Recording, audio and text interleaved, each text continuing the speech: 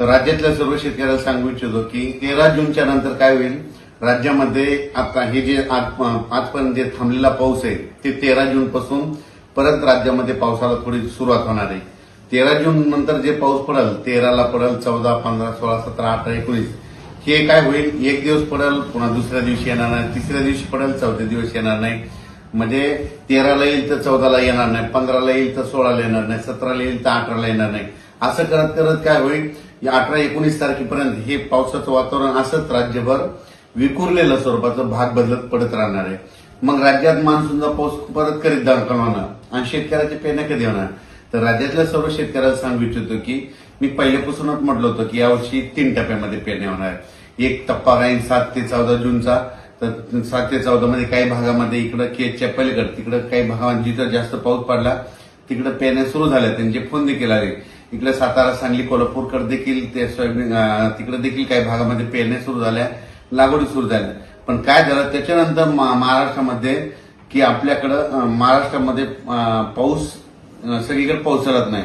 मग राज्यातल्या शेतकऱ्याला सांगू इच्छितो की 3 टप्प्यामध्ये जे दुसरा टप्पा आहे तर जूनच्या शेवटच्या आठवड्यामध्ये 20 जून ते 30 जून मध्ये, म्हणजे 20 जून पासून ते 30 जूनच्या दरम्यान राज्यात एक पाऊस येणार आहे. पण तुम्हाला सांगतो ते मान्सूनचा पाऊस काय होतोय, दरवर्षी मुंबईकडून येतो, पण यावेळेस काय होईल शॉर्टकट मार्गानं इकडून नागपूरकडून काही येईल, इकडून कर्नाटककडून येईल, असा कर्नाटक तेलंगणातून येईल आणि त्याच्यामध्ये मात्र 20 जून ते 30 जून मध्ये एक दुसरा पेरणीचा टप्पा होईल म्हणून हे लक्षात येतं.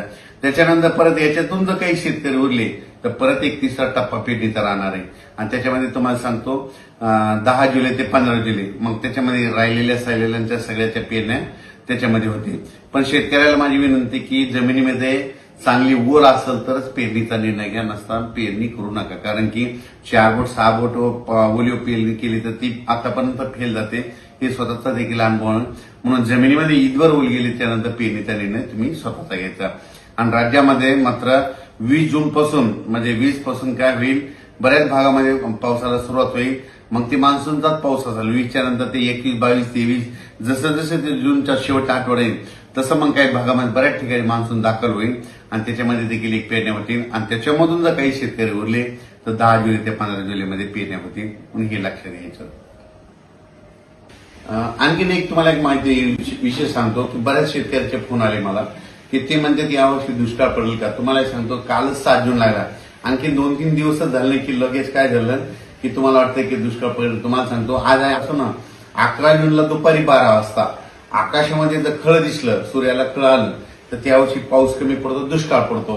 पण आता मी काय केलं, स्वतः बघितलं 11 जूनला दुपारी 12 वाजता कसलं खळ वगैरे पडलं नाही, म्हणून यावर्षी दुष्काळ वगैरे काही पडणार नाही. पेरण्या होणार आहेत, फक्त काय होणार आहे जूनच्या शेवटच्या आठवड्यात होणार आहे, म्हणजे 3 टप्प्यामध्ये होणार आहे. एक आता 7 ते 14 मध्ये काही भागाच्या सुरू होतील तर ते बऱ्याच ठिकाणी चालू झाल्या. पण त्याच्यानंतर जे दुसरा टप्पा होईल ते 20 जून ते 30 जून मध्ये होईल आणि त्याच्यामधून 7 जुलै ते 14 जुलैच्या दरम्यान